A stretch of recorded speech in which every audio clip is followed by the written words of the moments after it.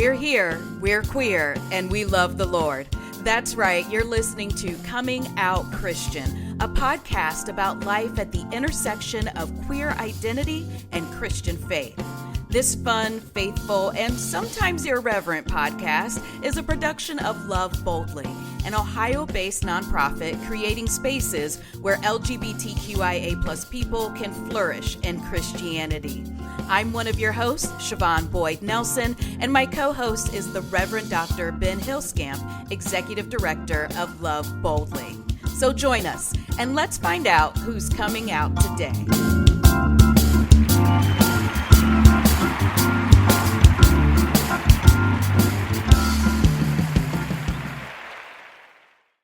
Well, hello there, Ben. Hello, Siobhan. How are you? I am doing wonderfully. How are you doing today? Doing very well, thank you. Excited for our first episode of season 3? I am so excited and so excited about our guest. Of course, we have an amazing guest to kick off the season. It's going to be such a good conversation. But before we get there, I have a question for you. And actually, we should say Happy Easter to everyone. It is Easter Sunday. Yes, indeed. Well, and my question for you, Ben, is around Easter, of course.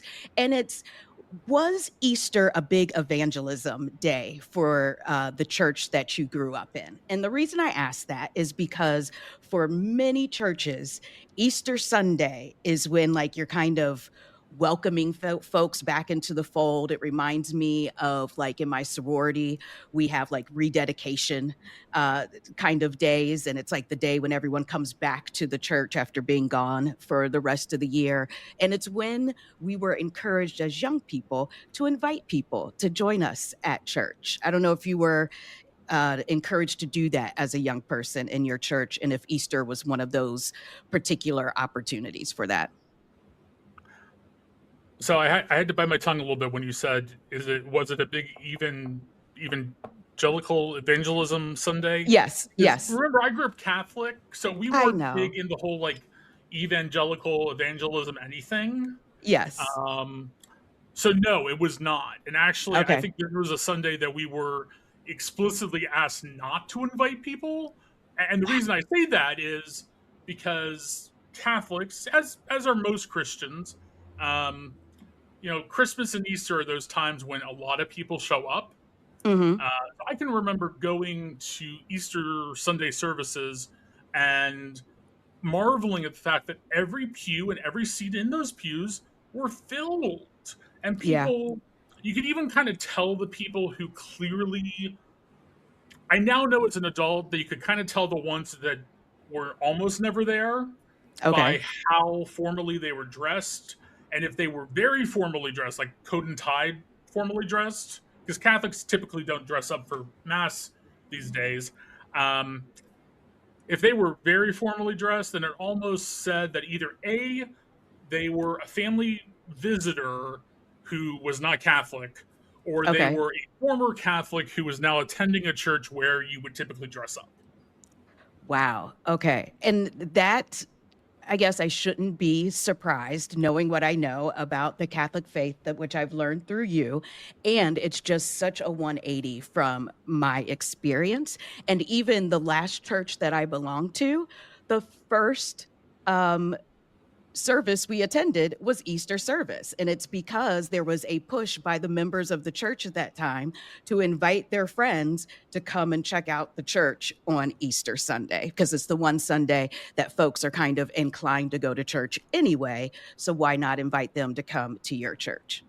All right. So I'm wondering what Karen, our guest, is going to say about this and their experience, which I'm guessing it's going to be more like mine, but let's see. Let me not assume.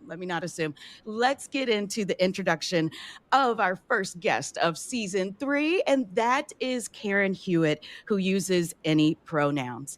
Karen is a catalyst for connection, belonging, and transformation, specializing in leadership development, culture, and community building while centering Black and queer wisdom. They are the founder of K. Hewitt Consulting and The Culture of You, a transformational storytelling platform, and the co-founder of the Ohio Rest Collective and an executive leader in the nonprofit space. all dedicated to creating spaces of belonging, healing, and cultural transformation.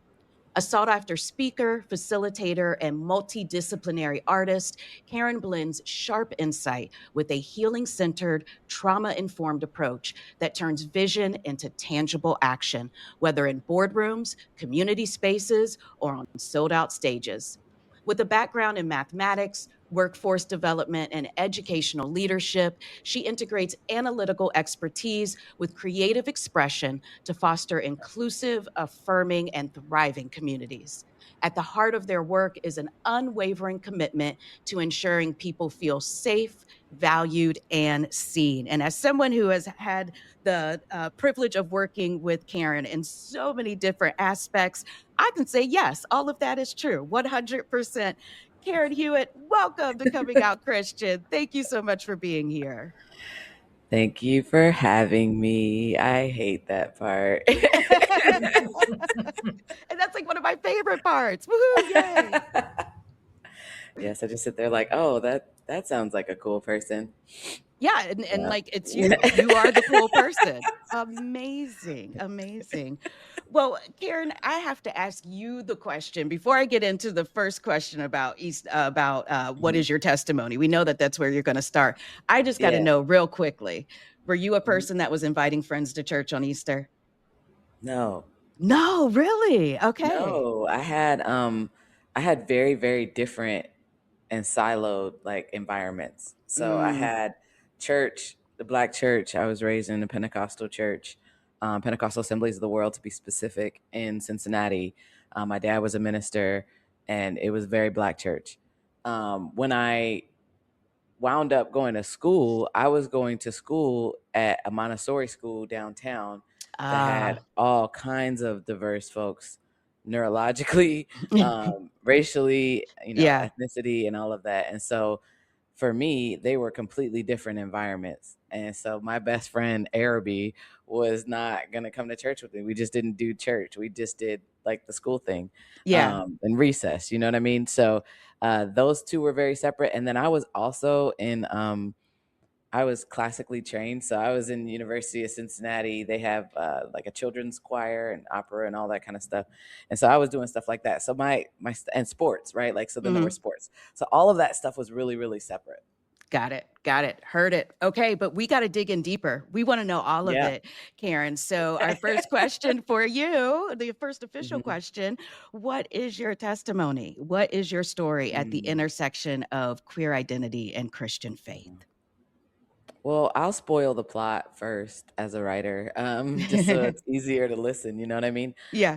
But at the end of the day, I think the mission for both of my brands really gives light to what that testimony is, and my mission in life is to create heaven on earth, one experience at a time. Mm, And when I think about how I was raised, and the notion of like, thank God for saving a wrench like me, like that kind of notion that we are unworthy little meat suits, and thank God for sacrificing his child. Like, you know what I mean? mhm. Like, it's like when you think of all these notions and concepts that we were taught, and I was always the one asking a ton of questions. In Sunday school, I was also typically the only girl playing basketball or football, in between youth service and the regular service, or on Monday night or after choir rehearsal.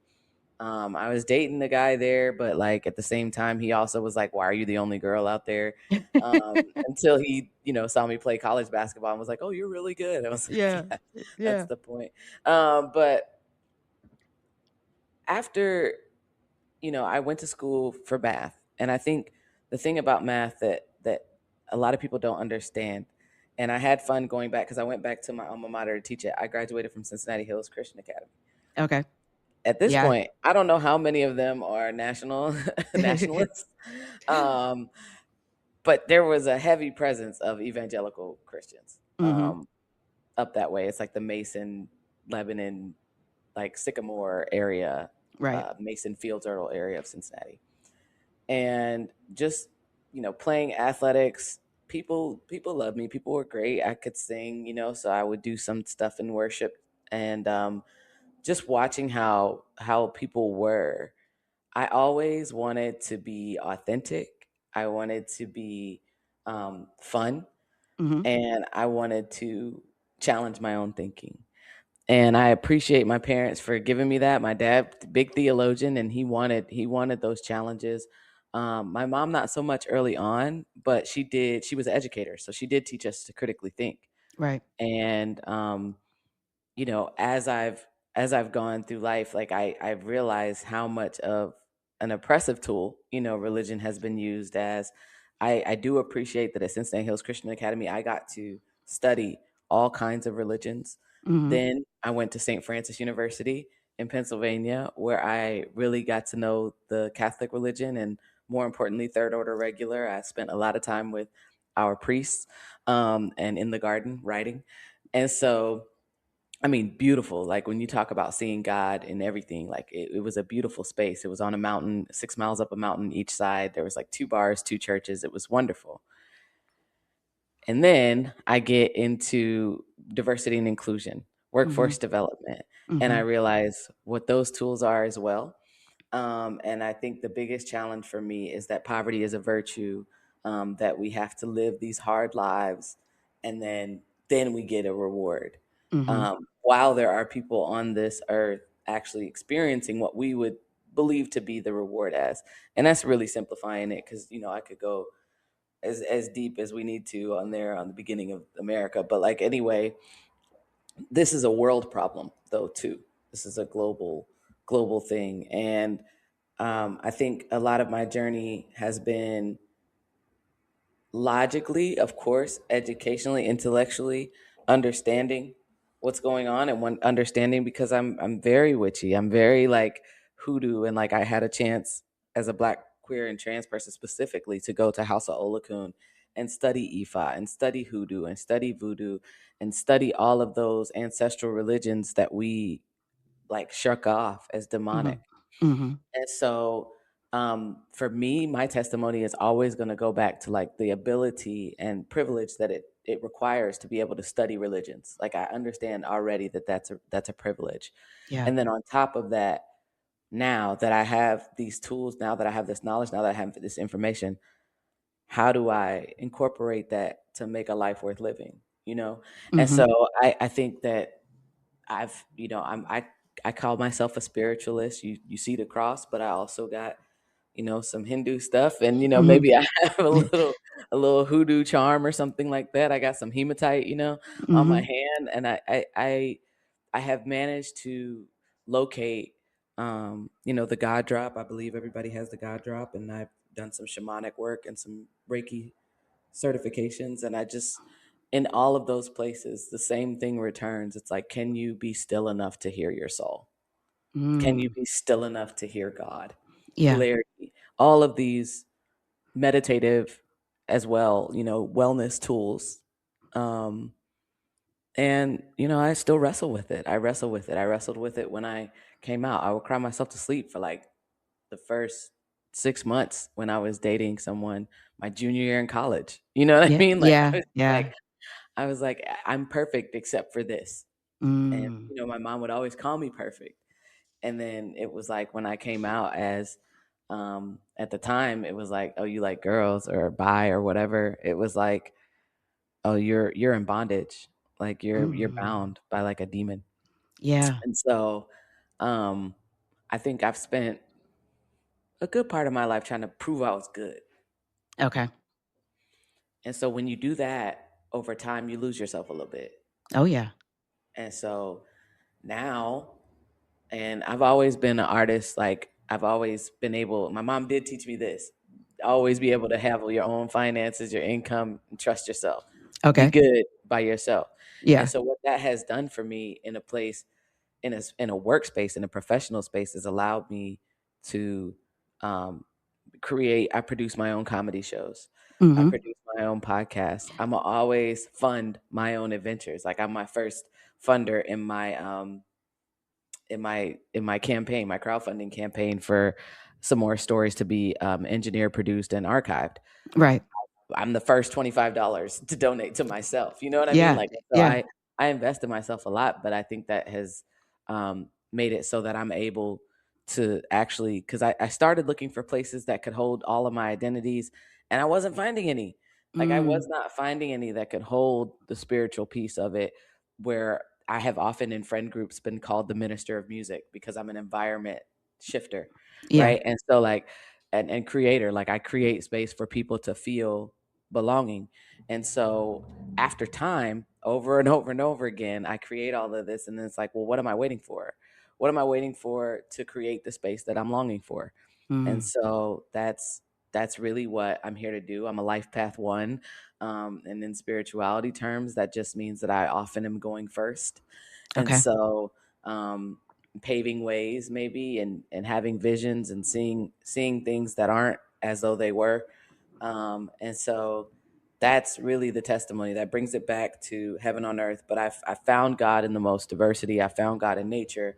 I found God in stillness. I found God in movement. I found God in chosen family and in pain, right? Like, I've Right. seen God at night. Like, I just think it's almost like a fun quest, because Dr. Stone in Polarity, he was a minister as well as a metaphysicist, and he said that we're all in the kindergarten of life. Like, we're all just in recess. We're all just fumbling around trying to figure out what to do here. And so, if I look at it, kind of gamify it, I was a college athlete, but if I try to gamify it a little bit, it makes it a lot more bearable. Wow. That is that core phrase that you have about creating heaven on earth really resonates with me, and I hear that very specifically. And it's a very powerful statement because it gives you the control. It like you are taking control of your, or you are acknowledging your power to create space for other people and for yourself, and to create experience for yourself and other people as well. hmm I actually just had a hoodoo reading this year, last month. It'll be 3 months from now, in April 5th. But, like, it is um, the conversation about, like, oh, am I a lot of people are the curse breaker and all of that stuff. And at this point, I couldn't have been more happy to hear that that's not my role. That's Okay. not my generational role. It was Yeah. like, no, you look for belonging, you long for belonging, but you really are the creator of it, because you have enough intersections to understand. And, like, people are like, you can't please everybody. I can get really close. Hmm. I can get really close to the point where the people that aren't pleased are just people that are miserable and insufferable, and we don't want them there anyway. Well, So, I mean, at the end of the day, I'm considering all those intersections, whether physical disabilities, whether neurological developmental disabilities, whether differences in ethnicities and culture and sensory inputs, like all kinds of stuff. I'm considering those, and really the key to it is just making sure the messaging gets the right people there, because you could tell people exactly what's going to happen. People are like, oh, is it okay for trans people or non-binary? We're used to right. not being centered. Like, it's okay. We're Yeah. used to not being centered. At the end of the day, just tell me what the thing is, and I'll decide if I want to go to the function. Hmm. Yeah. I Going back to your relationship with Christianity and having grown up as a PK, hmm a pastor or preacher's kid, what would you say is your relationship with Christianity now? It sounds like from what you said that it's a tool in your tool belt along with hmm a number of other spiritual practices. Sure. Um, I just last Sunday sang in a makeshift choir for one of my friends is an MTSO, and did her sermon Mm. at First UU. And so she put a choir together, like a gospel choir. And so it was Uh, like 9, 10 of us. And it was one of the best experiences ever, right? Like, I yeah. normally need a lot of space, and I had a really busy Thursday through Sunday. And normally I need a lot of space, but after I had a fireside chat with Jason Reynolds at the library on Thursday, I went to rehearsal, and I was just so energized. And I'm singing gospel music, right? And so we're having those questions where it's like, what about gospel music? And I remember to this day being so pleased that Mary had an album, that Diedrich Haddon had an album, that all of these people had a Kim Burrell. I still have her stuff. And then to see them fumble over homosexuality and queerness, and not be able to see the God in people, and to really fun, like, you're gonna put it in your song, Yeah. casting out homo. Like, I can't listen to this song no more. I was vibing, and now I can't listen to this song no more. But that relationship is such an entanglement, and Mm-hmm. so I still, like, I have a playlist that's called Playing for Peace, and music is always going to be the way to get me. I'm a musician, I'm a drummer, I sing, I write songs, and so, like, harmony is my jam, and anything, like, I have a playlist also called Pretty Songs, and those are also some gospel songs too. I just want songs that feel pretty in my ears. And there's no mistaking gospel as one of those genres that can in a moment soothe me, that in a moment can be a conduit of worship. Mm-hmm. But my worship is just different. My worship is not of something I've never seen or touched. It's actually, and I used to sit in church and be like, that's not God. Like, when I was a kid, I used to sit there and be like, that God didn't say that. You know what I mean? Like, and I felt like I knew that. And I do believe that being late in life diagnosed as autistic, there's a connection there. There's a thinning of the veil there. Really, any neurodivergence is just a thinner veil in my understanding of it. And so there's a gospel music, like, truth, and there's a Jesus that I know. And Mm-hmm. I always appreciated my parents enforcing, know God for yourself.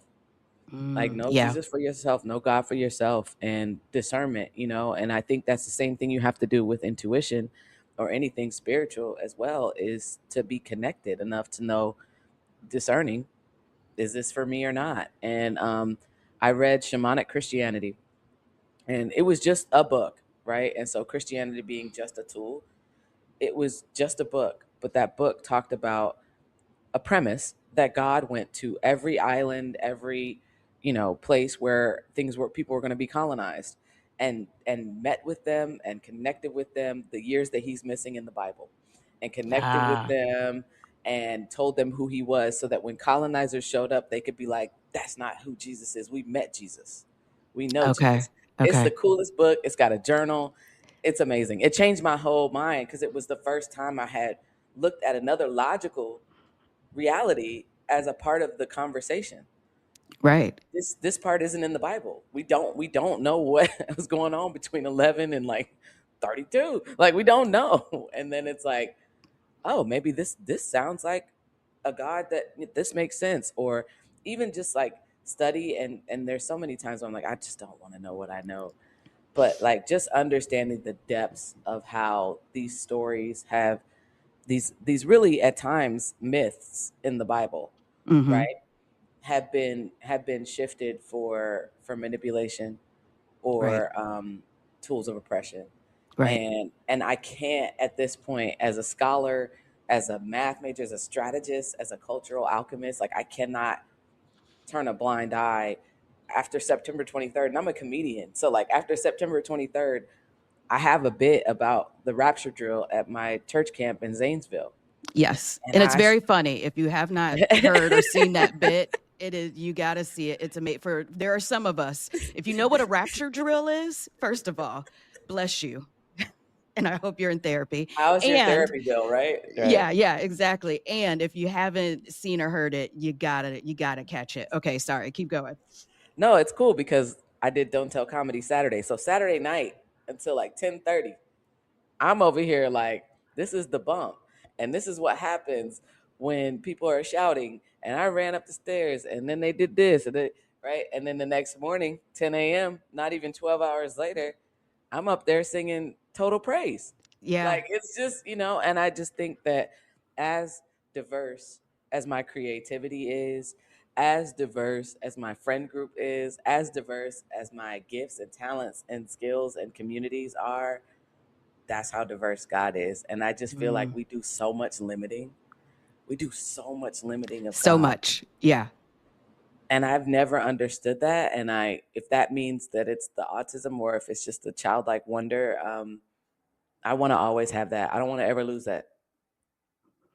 Yeah, it's such a gift, actually, I think, to be able to see God in so many different spaces, and experiences and situations, because it allows you to feel like you're never alone and that God is, in fact, in every situation, which is what God tells us in the Bible, that he is, in fact, in every situation. And your ability to see God in all of these very diverse people and experiences just speaks to that, right? That's just that happening in real life for you. I'm generally trying to, not like consciously seeking, but I'm crying daily. Like I am, I say this all the time with my engagements, which is why I will never stop doing what I'm doing. I don't care where I go or what I do. I'm gonna always find a way, at least a couple times a year, to facilitate, to be in community, because there's something beautiful that happens when we're connecting across difference. Like there's just Mm-hmm. something so beautiful about that moment when it's like, oh, you are me and I am you, and we're wired for connection. A lot of indigenous beliefs across the globe are that we are here to have a human experience, connect and be in Yes. community and leave. And that's it. Right. That is it. That's the And point. so we complicate everything, of We course. do. We do. But I think I try to reduce it and simplify it to that as often as possible. Right. Right. So, as someone who can see God in so many different situations and within so much diversity, are you bringing God into these rooms with you? And what I mean, so the whole premise of this podcast is that it can be hard to bring God in the room with you into certain rooms, particularly into queer rooms. And that's Mhm. because of the amount of trauma that religion and religious institutions have caused in our community. Are you bringing um, God with you into these rooms? And if so, how? How is that? How does that work for you? How is that showing up for you? I believe it was Toni Morrison that says we never go anywhere alone, right? Mm-hmm. We always have our ancestors at our back. Um, and that is how I view God. I say God and them. I Okay. say my ancestors, universe, Mm-hmm. spirit, and I kind of use them interchangeably. And I also know that in some spaces around, I'm gonna connect them. Stay with me. Yeah. Also, in some spaces around sex work and kink, I use those words very fluidly. And people Okay. are like, "You're just talking about like I'm just it's a language. It's acumen. Like it's not it has nothing to do with my beliefs or what I do. It's Mm-hmm. we're talking about a thing. Let's talk about it with some intelligence. Like we know what we're talking about. We don't have to rename everything to be some weird word, right? Right. And so I view it the same way when it comes back to um religion or anything like that. I'm just gonna be very inclusive about my language. I'm gonna say, and I give everybody. So the way I teach, I give everybody theory, right? So I'm gonna give you Mm-hmm. some theory. We're gonna have some shared language, and then I give you 5 minutes to write by yourself because you need to be the first one to hear your thoughts, to see your thoughts. Okay. Then I have them talk with everybody. And then I have them talk about how to integrate some of those tools or find the tools that are best for them because I'm always going to give you a big, big list of options. Right. And even in religion, how I feel about that is we have a array, we have a big menu of it. And I don't know anybody that agrees with every single thing that their religion, you know, buys into. Even atheism, I think they still wrestle. I think they still wrestle with that. And every atheist I know is like, but there's goodness, right? So like Mm-hmm. what are we wrestling with here? And even agnostic folks, it's like, I know there's something there. And I'm not trying to be intellectually lazy, but I'm not gonna go over here into a land that I feel like is harmful and Right. oppressive and over here in that language. So I really just try to be as open as I am with everything else. Like, I am certified in Zen leadership. So I do a lot of work on energy based stuff.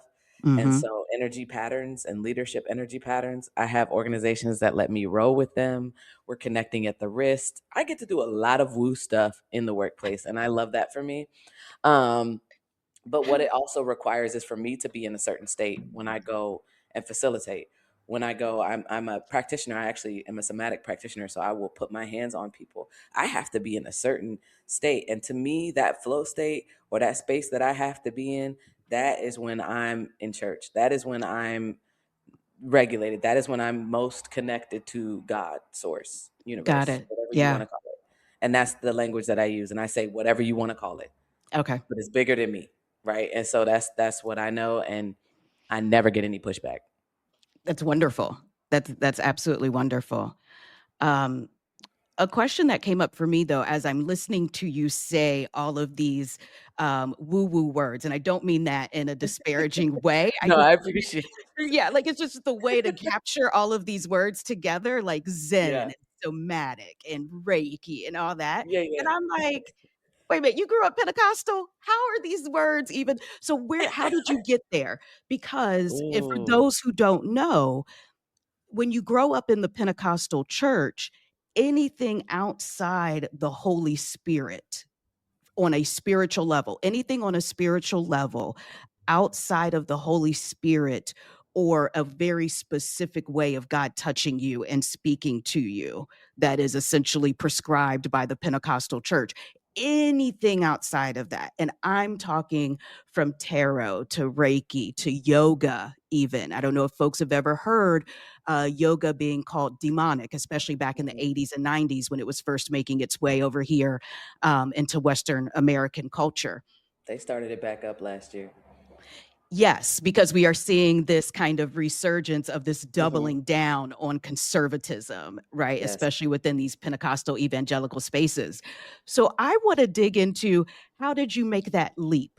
Because as growing up Pentecostal, I mean, you were told to just stay so far away. You don't go trick or treating. You Hmm. go trunk or treating at the church or something And watch instead. You've Been Left Behind And you watch, series. oh, the whole Hmm. thing. Karen, Hmm. I thought my wife had been raptured a few months ago. Literally, like, right? I 46 I years still old. go check my mom out. I still check Well, my mom out. If I ever stay with her, I'm like, because she's up in the morning. If I don't hear her at 5 or 6 or something, I'm like, are we good? Is are we everybody still good? here? Because Exactly. she going to heaven. I know she going to heaven. She done right Ex- her whole life. exactly. So we know, right? So it's deep in there. It's okay. So it's still in there. So how did you make that? How did you get into, or were you able to get over all of those religious mores against digging into this and understanding yourself? I think it is, you have a very strong understanding of your own spirit and are very much in Hmm. connection with your own spirit. But I Hmm. think you had to get around or through Pentecostalism in order to get Hmm. there. That's absolutely right. I'm more of a move around person, Okay. because I'm not gonna interrupt you over here. I'm gonna let you be there, but I'm gonna move around. Mhm. And so I was um, I was always a person asking questions in Sunday school. Okay. That's fine. They hate to see me coming. I was always asking questions. They'd be like, "That's enough." And I'd be like, "Okay," but I could talk to my dad about it. My dad baptized me. I could talk to my dad about it, and at the time, I did look at him, and he wrestled with it, till the end of his life in 24. But like, I looked at him as scholar. I looked at him as the know all. You know Okay. what I mean? And so if it was coming from his mouth or if it was coming from the pit from him, I believed it. Yeah. I just innately and inherently believed it. Same with my mom. Same with my mom. I was an obedient kid. I'm still like a rule follower. I don't if the rule makes sense, especially now I've learned that I'm just very subversive. Like my senior honors project was about Harry Potter. So I took it and wrote an essay, which I really want to find it, but I wrote an essay about how Hogwarts was like the church. Wow. Right. And so Dumbledore is like God. Like I did all the things. I did all the things and I had a really good time with it. And I was traveling for basketball and I would be listening to Harry Potter, and I always had Mary Mary in my headphones. I was the WWJD. I had the dog tags. I had the wrist bracelet. Um, and for a while, I kind of abandoned the critical thinking around it. I abandoned the wrestling while I Mhm. played college basketball. While I coached college basketball, I would say for about 8 years, I kind of abandoned it. I did go back and teach at Cincinnati Hills Christian Academy, and I did become a part of the worship team at times. Oh, Uh, wow. but those are my friends, and like my Bible teacher was my principal when I was teaching, right? And Okay. so Yeah. he and we've wrestled. I've given him like a DMX prayer, and he downloaded the wrong one and played it with it like cussing in the background. Like we've been through some things. Okay, Oh, my. that's my guy. Like we still text down to this day. He goes to Israel every other year. Like we are in connection, and it's a beautiful thing to be in Hmm. connection there. But like other than that, I think it was kind of like God knows my heart, and I had this death anxiety where I thought that I, because I was in sin or backslidden, that God was going to take me. Mm. And so I got into a wreck one time. I remember getting into a wreck. It was on Route 22 going to Pennsylvania.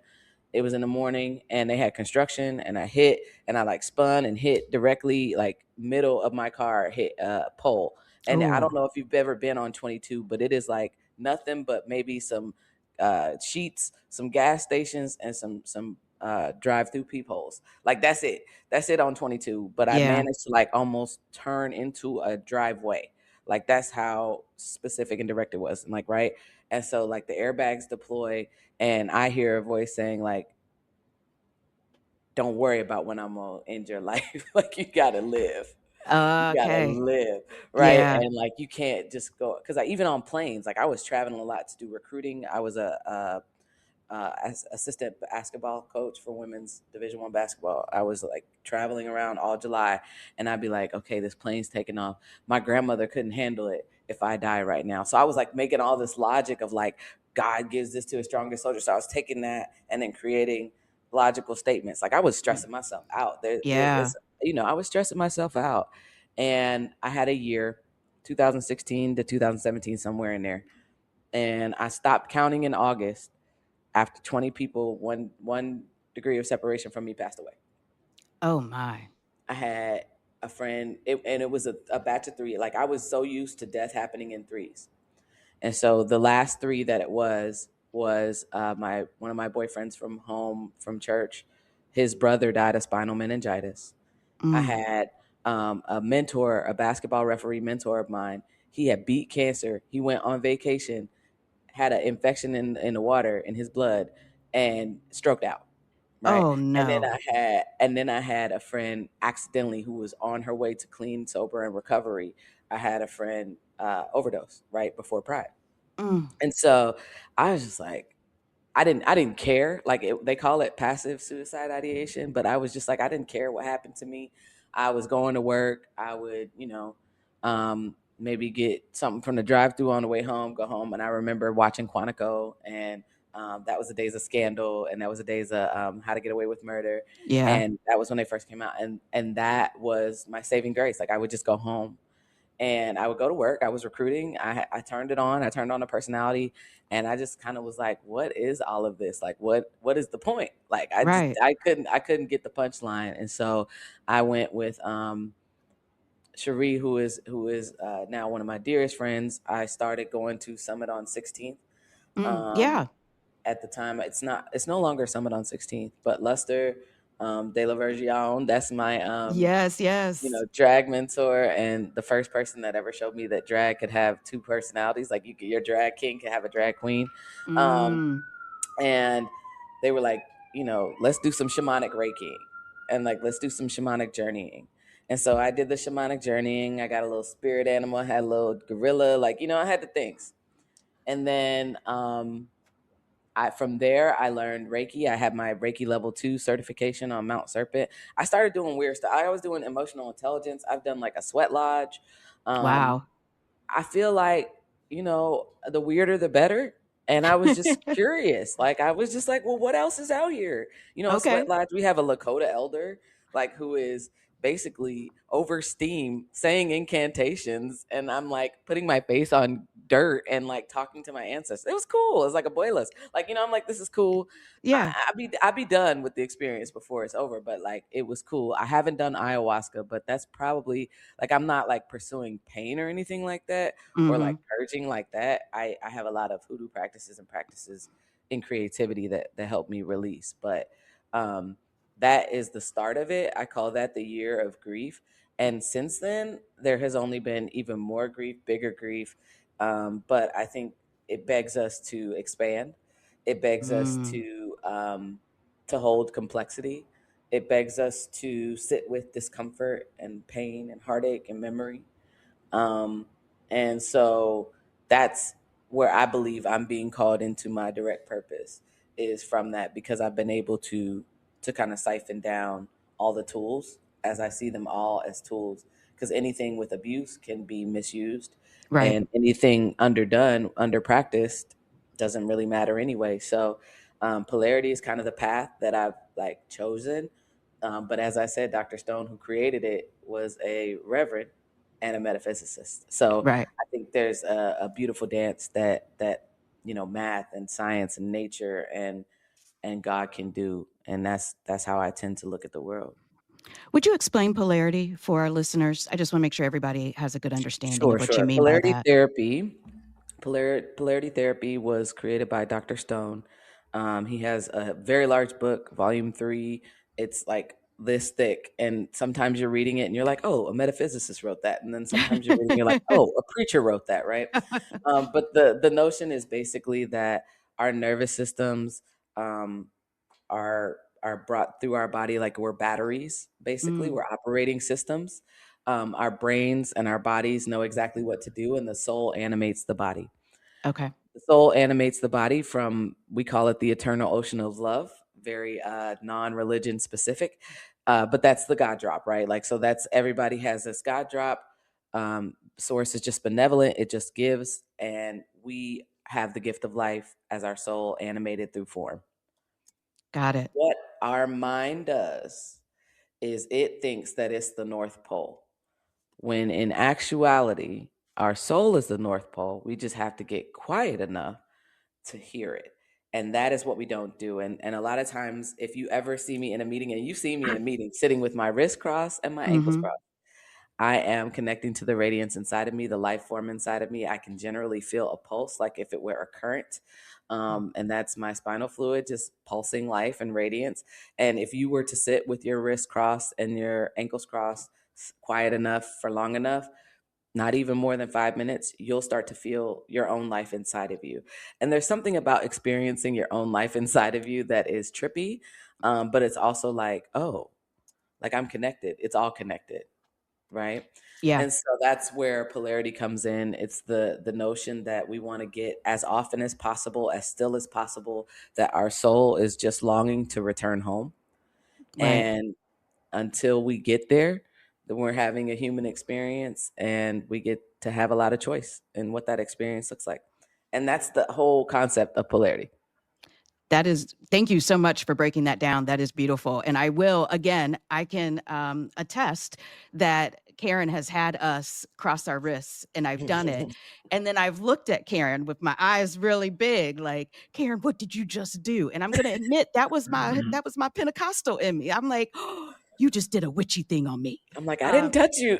I know you did it. I know you did it, but you got me to do a witchy thing, which I hmm loved. It was hmm actually very helpful. And you keep saying the word calm. And for someone like me who is just calm, just doesn't even sound like a thing that's possible for me on many days. I won't say most days, but many days. The idea of getting myself to a state of calm, um, it's almost intriguing. Like, I've never been there. I have to tell myself, like, when I go get my nails done, my nail technician always has to tell me to relax my hand. When hmm I'm lying down, relaxing, when I go to bed at night, I have to tell my body to relax because I tend to always be tense. Like, that's just, hmm I'm just always on. I'm like a little energizer hmm bunny. So this hmm idea of getting too calm, wow, it sounds really mystical. Like a Stillness, different though, I do dimension. want to differentiate. It's Okay, not to calm. it's It's the stillness. stillness. Oh, okay. Stillness. And what do you feel Calm. what's the difference? Calm Yeah, is let us. different. Okay. Yeah. Yeah. So stillness to me, it's just sitting with. You can sit with discomfort. It's not comfortable and it's not Mm, calm, mhm. but I'm just going to sit here and feel it through, because the only way is through, right? So, Yes. like, stillness to me is the willingness to sit in it. Whatever it is just to sit in it, Okay. feel Okay. it through. Calm is where I get when my nervous system's regulated. There we go. Okay. Thank you. Because I think that is actually an important distinction for Mm-hmm. folks to understand. Yeah. Okay. Wonderful. Ben, I have completely taken over this conversation. No, it's You've okay. been, It's okay. you've been Um, so into it. He's been into it. That's how I keep watching. Yeah. Yeah. well, no, it's just I have known Karen in a variety of capacities for like 3 or 4 years now, including, we're on 2 boards together, committees Yes. together. Mm-hmm. And I keep learning new and interesting things that now I have to follow up about after this call is over, because it really doesn't have any bearing on what we're doing here, but a lot of the events, the experiences that you were just talking about are all things that I've been like, I would love to learn Reiki. I've had Reiki. I've experienced Reiki as a participant, but not as a practitioner. I've Okay. experienced a number of I have had interest in these things because though I'm a Christian, I'm a pastor, I have all those identities. I love experiencing and learning other practices, be Mm-hmm. those spiritual, be those cultural, as long as the practice is open and not a closed practice that Right. I'd be transgressing to be there. I Mm-hmm. would love to experience it, Mm-hmm. and if I can learn more about it, particularly if there is a way to then practice it with others for whom it Mm. might be helpful. you Yeah. know Unfortunately, I think one thing we do as Christians, even progressive Christians, is we're like, we're Christian, we can only do the stuff in the Christian box and maybe a few other things. Oh, yeah. Whereas sometimes, what a parishioner or a congregant needs from me as a pastor is to say, oh no, you can go over there and do the Reiki stuff, the yoga, do whatever the practice might be, because that's going to have the most benefit for you, not the what we typically would call, the Christian box of, you know Western US Mm-hmm. accepted practices. Mm-hmm. um so yes, but again, I've been sitting here, I've been nodding along and smiling and whatnot, because I'm just like, yes, I have to follow up with Karen about all these things. Karen is a deep, deep well, I think is what are the conclusion we have come to here.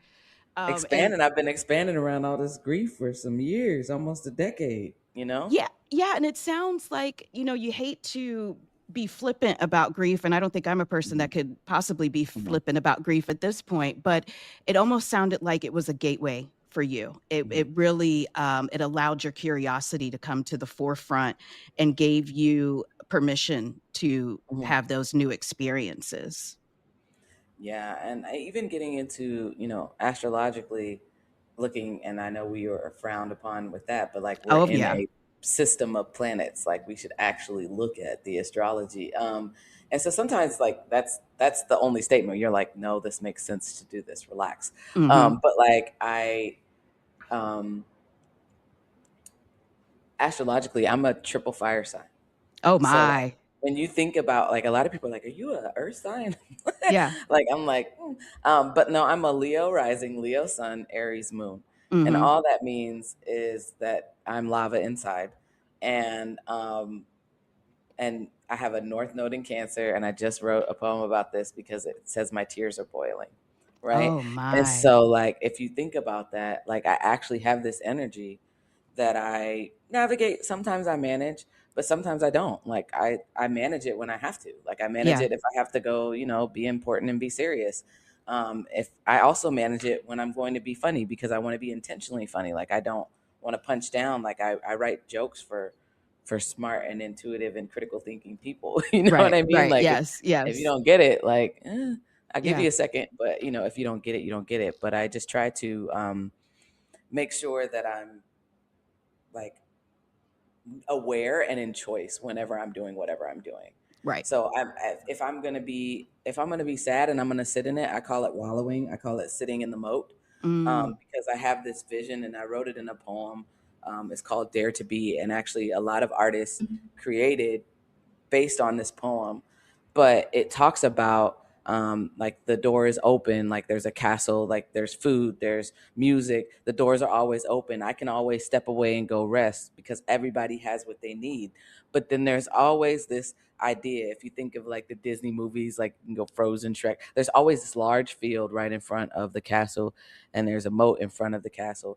And sometimes life will hand you some things where you need to just go sit in the moat, like you need to go sit in the swamp, like, and sometimes you need somebody to sit with you. But like, I'm like, all right, I'm gonna go sit in the moat for a day or two, but I'm gonna Okay. get up and I'm gonna get out of there, and I'm gonna figure it out, and I'm gonna move around, and I'm gonna do what I need to do to go ahead and make sure that this mission that God called me to do, I'm gonna do it. Yeah. It's a choice. Beautiful. Yeah. Yeah. Absolutely beautiful. Karen, I think we could sit and chat with you for hours because, as Ben said, you are a deep, deep well, but we'll have to save further conversation for another episode. But thank you so much for being here and sharing Yeah. so much amazing insight and wisdom with us today. Thanks for keeping up with me. I know I'll be going a million miles a minute. No, it's great. It's great. Well, let's jump into our 2 segments today. And the first one is the query of the day. Yes, it is a pun.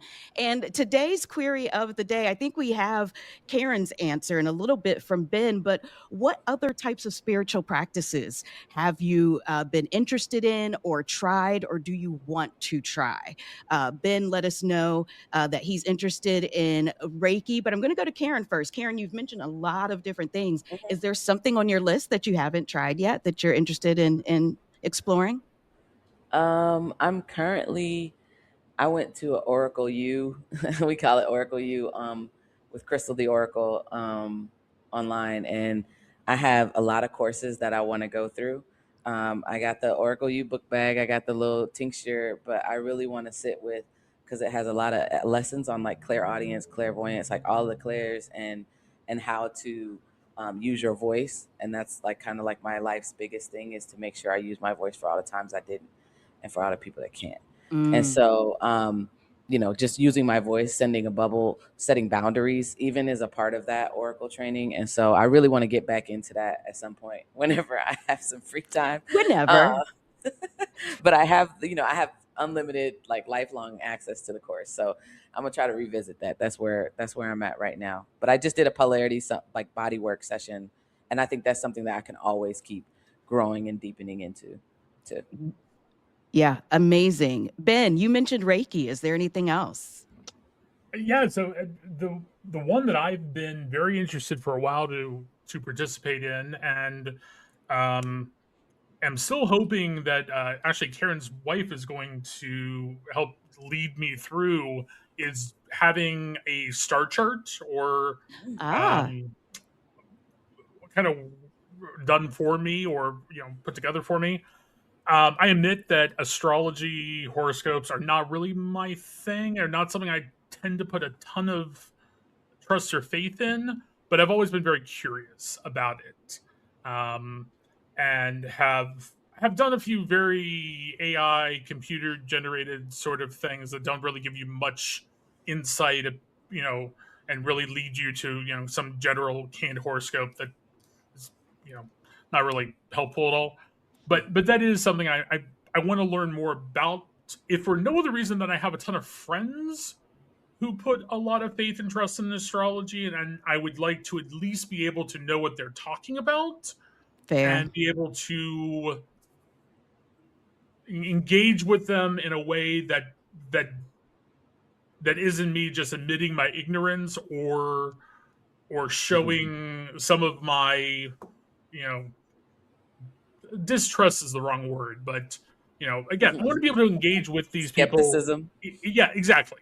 Yeah, I mean, I don't think there's anything wrong with being a skeptic, and I would never disparage someone who's a skeptic of things I believe in.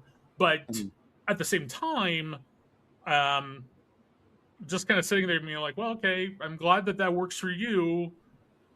It isn't something that I want to continue to do. So I'd like to know, okay, what can I know about this?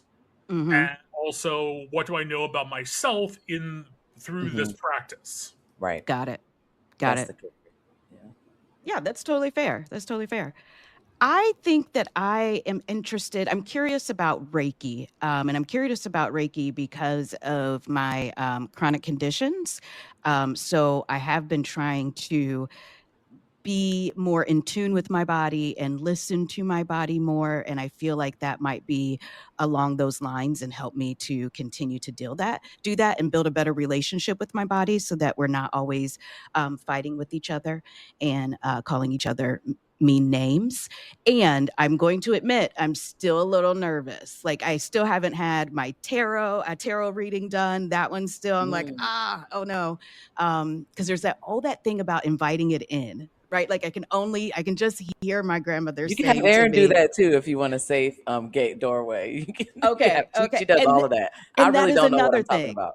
Yeah. Right. That's another thing. I really need to trust the person and what they're about spiritually. I can't just be having Mhm. some random person. I don't Right. know your spirit doing all this. So, yeah, I believe way too much in spiritualism to take it lightly. So, listeners, we want to hear from you. Let us know what you are curious about. Is it Reiki? Is it something somatic? Is it Zen? Is it yoga? And whether or not you've tried it or you're willing to try it. We'd love to hear about it. And now it's time for our moment in queer history. Ben, what do you have for us today? So I have something that some of our listeners may already have heard about, but it was totally new to me. And I imagine that for some of our listeners, it would be new to them as well. Um, Typically, when we talk about um, the Stonewall Inn in New York City, most people identify Stonewall as the first time, at least in the U.S., that LGBTQ people, largely transgender and gender nonconforming folks, um, really took a stand and resisted police harassment and brutality against the queer community. Mm-hmm. However, as folks who've studied parts of queer history know, that actually wasn't the first time. Most Right. people will talk about the Compton cafeteria riots, which happened in San Francisco, I believe in 1965. I have it in front of me. I'm trying to find it. Um, but definitely happened earlier and again involved a community of drag performers as well as trans folks. But what I learned just this week was there is at least one, if not two, that are even earlier than that. Actually, there are several that are earlier than that, but there's a little bit of a conflict of which of these two was the first and what qualifies as the first.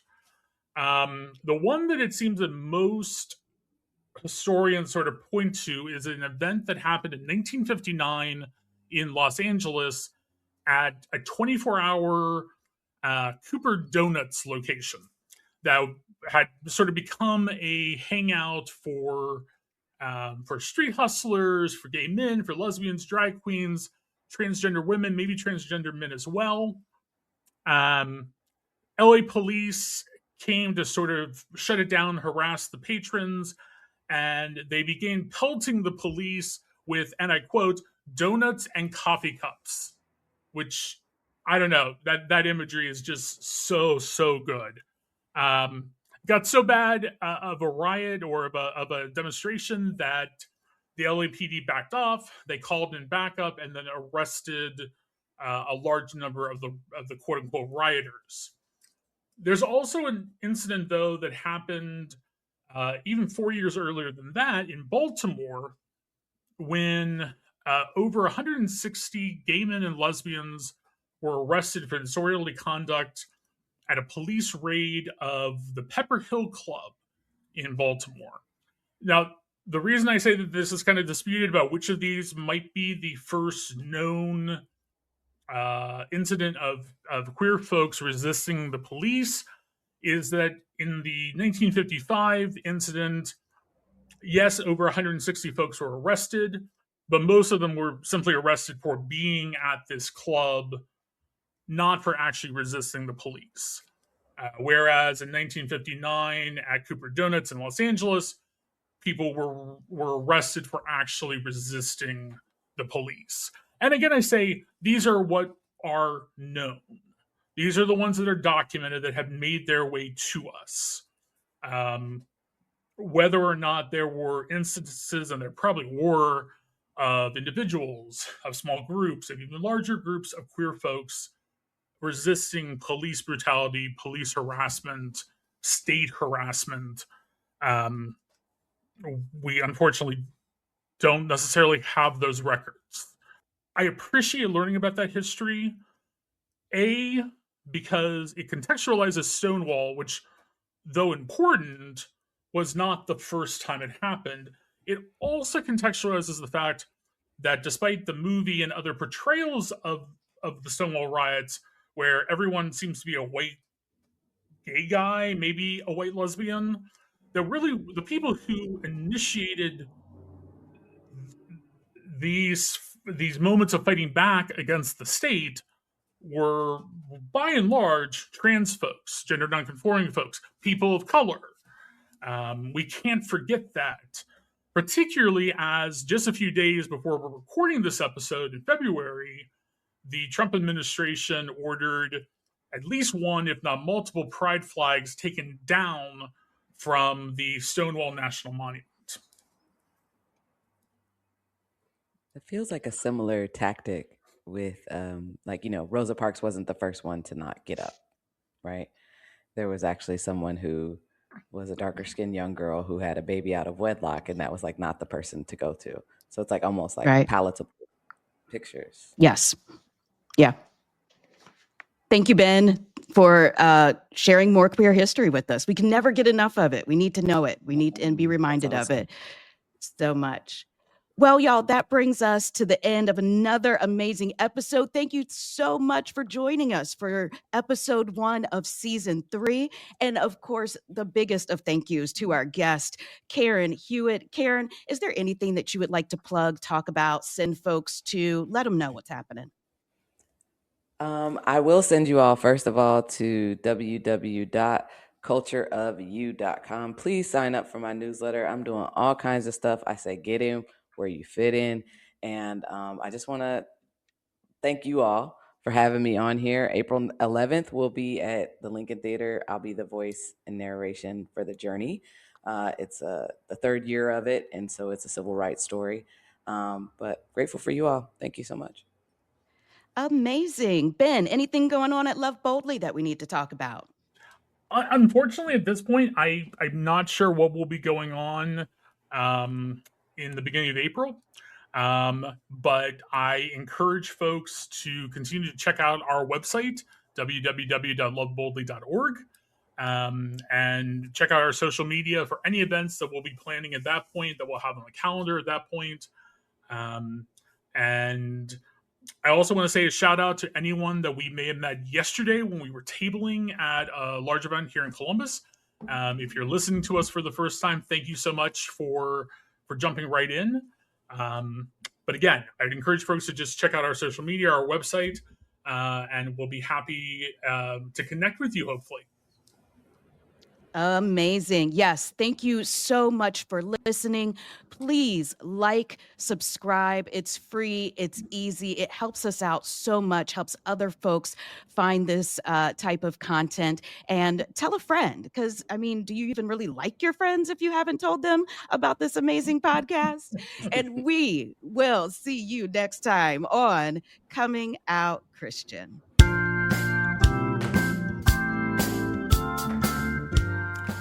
Thanks so much for joining us today. We hope this conversation encouraged you, challenged you, and maybe just helped you feel a little less alone on your journey. If this podcast has been meaningful to you, would you consider supporting the work of Love Boldly? Love Boldly's mission is to create spaces where LGBTQIA+ people can flourish in Christianity, and your donation helps make conversations like this one possible. You can give at www.loveboldly.net/donate. That's www.loveboldly.net/donate. Want to stay connected with the podcast? Follow us on Instagram at comingoutchristian_podcast for updates, resources, and community. Until next time, remember that you can be queer and Christian and queer.